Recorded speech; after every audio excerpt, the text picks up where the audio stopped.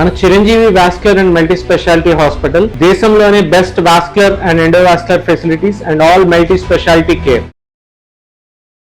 Suman TV ప్రేక్షకులకు నమస్కారం. July 21 నుంచి 31వ తారీఖు వరకు కుంభరాశి వారికి ఏ విధంగా ఉండబోతుంది, పాటించాల్సిన పరిహారాల గురించి తెలియజేయడానికి ప్రస్తుతం మనతో పాటు ఉన్నారు ఆస్ట్రో యోగం నిర్వాహకులు, ప్రముఖ జ్యోతిష్యులు బ్రహ్మశ్రీ నందిబట్ల శ్రీహరి శర్మ గురుగారు. వారితో మాట్లాడతాం. గురుగారు నమస్కారం. గురుగారు, వాగర్థవివ సంపృక్తౌ వాగర్థ ప్రతిపత్తయే జగతః పితరౌ వందే పార్వతీ పరమేశ్వరౌ. ఆదిత్యాయ చ సోమాయ మంగళాయ బుధాయ చ గురు శుక్ర శనిభ్యశ్చ రాహవే కేతవే నమః. శృంగేరి జగద్గురు పీఠాధిపతులకి, కంచి పీఠాధిపతులకి నమస్కారములు తెలియజేసుకుంటూ కార్యక్రమాన్ని ప్రారంభిద్దాం. గురుగారు, మరి 21 నుంచి 31 తారీఖు వరకు కుంభరాశి వారికి ఎలా ఉండబోతుంది? గ్రహ సంచారం వలన ఏం మార్పులు జరిగి ఎలా ఫలితాలు ఉండబోతున్నాయి గురుగారు? ప్రధానంగా ఈ యొక్క కుంభరాశిలో జన్మించినటువంటి వారికి గమనించుకున్నట్లయితే గురువు అనుకూలంగా లేకపోవడం గత కొన్ని రోజులుగా చూస్తున్నాం. అంటే అంతకుముందు యోగదాయకంగా ఉన్నప్పటికీ గురువు అనుకూలంగా లేకపోవడం వల్ల కొన్ని సమస్యలు కొత్తవిగా ఏర్పడడం, ముఖ్యంగా రుణబాధలు పెరగడం, ధన ఇబ్బందులు, లక్ష్మీ ప్రాప్తి కలగకపోవడం, ఆర్థిక పరంగా ఇబ్బందులు ఎదుర్కోవడం అనేటువంటిది మనం చూస్తూ ఉన్నాం. అయితే అలాగే ఇన్వెస్ట్మెంట్స్ పరంగా చూసుకున్నప్పటికీ కూడా ఏమాత్రం కూడా అనుకూలంగా లేనటువంటి పరిస్థితి. అందుకని వీక్షించేటువంటి ప్రేక్షకులు కుంభరాశిలో ఉన్నటువంటి వాళ్ళు స్టాక్స్లలో పెట్టుబడులు పెట్టకండి, ఇది ఏమాత్రం కూడా యోగ్యము కాదు. ఈ విషయాన్ని గమనించుకోవాలి. ఇక ప్రధానంగా ఏదైనప్పటికీ కూడాను ఫైనాన్స్ ఒకరికి డబ్బులు అప్పుగా ఇవ్వడం అంత మంచిది కాదు. ఈ యొక్క సమయాలు అనుకూలంగా లేవమ్మా. కాబట్టి ధనపరంగా జాగ్రత్తలు ఉండాలి. ఇప్పటికే చాలా గ్రహాలు అనుకూలంగా లేవు. అటువంటిది ఇప్పుడు ఈ యొక్క శని భగవాన్ కూడా వక్రీకరించి ఉన్నటువంటి కారణం 27వ తారీఖు నుంచి జన్మశనిలోకి వచ్చేసేస్తారు. జన్మశని ప్రభావము ఇటు కుటుంబ శని ప్రభావం అనేటువంటిది ఏక విధాలుగా ఉంటుంది.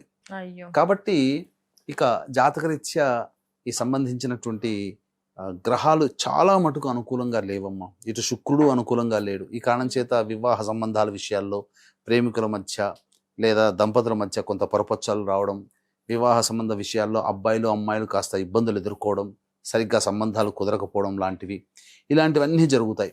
కానీ ఒకే ఒక్క మెరుగైనటువంటి పరిస్థితి ఏమి అంటే ఉద్యోగులకి, అనగా నిరుద్యోగస్తులకి ఉద్యోగం లభిస్తుంది కానీ సంపాదిస్తారు, కానీ ఖర్చు కూడా ఎక్కువగా ఉండడం వల్ల సంపాదించిందంతా పోతుంది. ఆల్రెడీ ఉద్యోగం చేస్తున్నటువంటి వాళ్ళకి మంచి ప్రమోషన్స్తో కూడుకున్నటువంటివి ఉంటాయి. ఉద్యోగపరంగా అభివృద్ధి ఉంటుంది తప్ప మిగతా ఏ విషయంలోనైనా కానీ బాగా తొందరగా ఖర్చులు అయిపోతుండడం, డబ్బుల కోసం ఎదురు చూడాల్సినటువంటి పరిస్థితి రావడం, ఏది ఏమైనప్పటికీ కూడా అనుకూలంగా లేనటువంటి పరిస్థితి యొక్క కుంభరాశిలో జన్మించినటువంటి వారికి గోచరం అవుతుందమ్మా. కాబట్టి అన్ని విధాలుగా జాగ్రత్తలు పాటించాలి. విద్యార్థులు కూడా ఈ సంబంధించినటువంటి సమయాన్ని ఏమాత్రం కూడా తేలికగా తీసుకోకూడదు. ప్రతిదీ కూడాను ఛాలెంజింగ్ గానే తీసుకొని ముందడుగు వేయాలి. కాబట్టి మొక్కవోని ఆత్మధైర్యంతో ముందడుగు వేస్తేనే ఈ సంబంధించినటువంటి కుంభరాశిలో జన్మించినటువంటి వాళ్ళు కొంతకాలం ఇబ్బంది పడక తప్పదు. నా ఉద్దేశం ప్రకారం అక్టోబర్ వరకు ఇలాంటి సమస్యలు ఎక్కువగా ఉంటాయి. కాబట్టి ఇక అధైర్యపడకుండా ధైర్యంతో ముందడుగు వేస్తే ఈ కుంభరాశిలో జన్మించినటువంటి వాళ్ళకి చాలా మంచి జరుగుతుంది. అన్నిటికంటే మించి ఈ కుంభరాశిలో జన్మించినటువంటి వాళ్ళకి దైవానుగ్రహం ఇప్పుడు కావాలి. ఎందుకనంటే ఎంత ఇబ్బందులు ఉన్నా, ఇప్పుడు ఎంత ఎండ ఉన్నా, ఎంత వాన వస్తున్నా గొడుగు పట్టుకుంటే మనం రక్షింపబడతాం కదా, ఎండ నుంచి వాన నుంచి. అలాంటి ఆచ్ఛాదన ఇచ్చేది గొడుగు లాంటిదే దైవానుగ్రహం. ఈ దైవానుగ్రహాన్ని పొందారనుకోండి, ఎన్ని సమస్యలున్నా కూడా బాధించవు. సమస్యలు ఉంటాయి కానీ ఆ సమస్యలు మనల్ని బాధించకుండా ఆ సమస్యల్ని ఎదుర్కోగలిగే మానసిక ధైర్యం ఈ యొక్క కుంభరాశిలో జన్మించినటువంటి వారికి ఉంటుంది. కాబట్టి చక్కగా దైవానుగ్రహానికి మించినది కుంభరాశి వారికి వేరే ఇంకా ఏ పరిహారము లేదు అని చెప్పడంలో ఏమాత్రం సందేహం లేదు. గురువుగారు, మరి ఏంటి 21 నుంచి 31 తారీఖు వరకు ఆదాయ వ్యయ అలాగే మానసిక పరిస్థితి ఎలా ఉండబోతోంది? ప్రధానంగా గమనించుకున్నట్లయితే సమస్యలన్నీ ఇట్లాగే ఉన్నప్పటికీ కూడా మంచి రోజులంటూ ఉండవా అనంటే కొన్ని రోజుల్లో 21వ తారీఖు నుంచి 31వ తారీఖు వరకు చెప్పుకునే కొన్ని రోజుల్లో మంచి మరియు చెడు కూడా ఉంటాయని చెప్పవచ్చు. అయితే ప్రతి మనిషి కూడాను సొంత ఇంటి కల నెరవేరాలని కోరుకుంటాడు. అలాగే ఆర్థిక పరంగా లోన్స్ శాంక్షన్ కావాలి, ధనప్రాప్తి కలగాలి, అలాగే విద్య, వివాహ, ఉద్యోగ, దాంపత్య, అనారోగ్య సమస్యలు ఏవి ఉన్నా అవి తొలగిపోవాలి.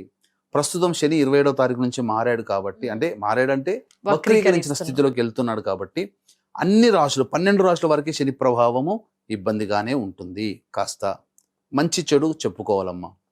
కాబట్టి ఇక అన్నిటికంటే మించి శత్రు సమస్యలు, కోర్టు సమస్యలు, ఆస్తి తగాదాలు, ప్రయోగ బాధ నుంచి బయటపడాలని అనుకునేటువంటి వాళ్ళు మన తొలి ఏకాదశి సందర్భంగా రాత్రి 9 గంటలకి మన పీఠం ఆధ్వర్యంలో వారాహి, ప్రత్యంగిర, బగళాముఖి, రాజశ్యామల, ధూమావతి, శనైశ్చర హోమాది కార్యక్రమాలు జరిపించి పూజ చేసిన వారాహి మాల ఇవ్వడం జరుగుతుంది. అవకాశం ఉన్నటువంటి వాళ్ళు స్క్రీన్పై కనిపిస్తున్న నెంబర్కి 25వ తారీఖు రాత్రి 8 గంటల లోపల గోత్రనామాదులు నమోదు చేసుకోవచ్చు. ఇక దైనందిన కార్యక్రమంలో, రోజువారీ కార్యక్రమంలో కనుక మనం చూసుకున్నట్లయితే 21వ తారీఖు రోజున ఖర్చులు అధికంగా ఉంటాయి, ప్రశాంతత లోపిస్తుంది, ఏ పని చేయాలన్నా కూడాను ఆసక్తి ఉండదు, ప్రతిదీ కూడాను కాలయాపన జరుగుతుంది. 22, 23 తేదీల్లో మాత్రం తండ్రి గారి ఆరోగ్యం పట్ల శ్రద్ధ వహించాలి. అలాగే సంతానం మూలకంగా ఖర్చులు, సమస్యలు పెరుగుతాయి, సంతానంతో విభేదాలు అనేటువంటివి వస్తాయి, ఆస్తిపాస్తులకు సంబంధించిన చర్చలు, కోర్టుకు సంబంధించినటువంటి చర్చలు వస్తాయని చెప్పవచ్చు. ఇక 24, 25, 26, 27, 28 ఈ 5 రోజుల పాటు అనూహ్యముగా అన్ని విధాలుగా యోగదాయకంగా ఉంటుంది. సమయానికి ఖర్చులకి తగ్గట్టుగా సంపాదన లేదా ధనము చేకూరడం, తద్వారా కొంత మానసికమైనటువంటి ప్రశాంతత ఉంటుంది. సంతోషంగా కుటుంబ సభ్యులతో ఆనందంగా గడుపుతారని చెప్పవచ్చు.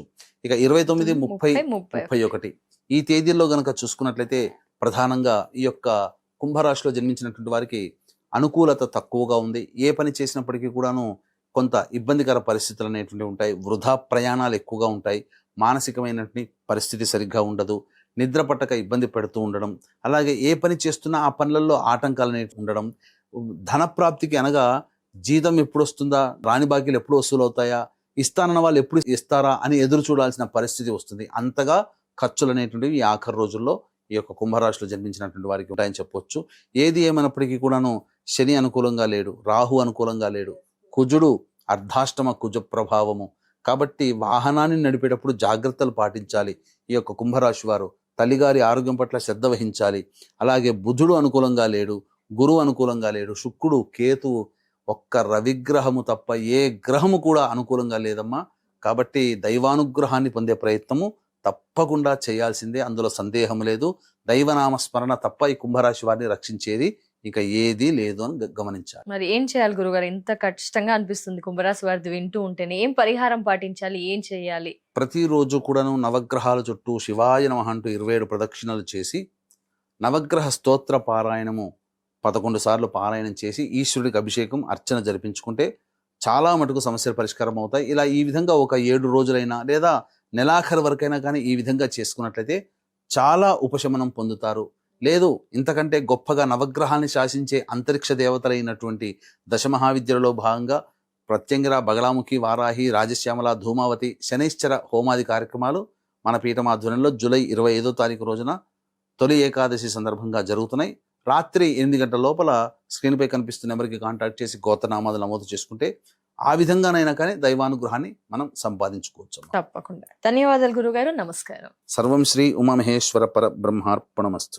సో ఎస్, చూసారు కదా, గురువు గారు కుంభరాశి గురించి అయితే వివరణ ఇచ్చారు. ఖచ్చితంగా పరిహారాన్ని పాటించండి, మెరుగైన ఫలితాల్ని పొందండి. అలాగే గురువు గారి ఆధ్వర్యంలో జూలై 25న వారాహి అమ్మవారి పూజలో కానీ, హోమంలో కానీ మీ గోత్రనామాదులు నమోదు చేసుకోవాలనుకుంటే కనుక స్క్రీన్ పై నెంబర్ ఉంటుందండి, వెంటనే కాల్ చేసి మిగతా డీటెయిల్స్ ని తెలుసుకోండి. నమస్కారం.